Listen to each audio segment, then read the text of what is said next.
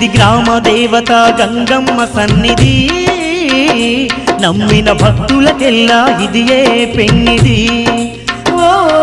ఇది గ్రామ దేవత గంగమ్మ సన్నిధి, నమ్మిన భక్తులకెల్లా ఇదియే పెన్నిది.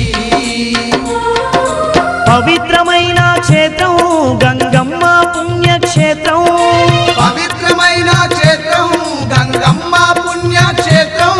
దర్శించిన వారికి భాగ్యం భక్తులకిదియే పుణ్యం, దర్శించిన వారికి భాగ్యం భక్తులకిదియే పుణ్యం.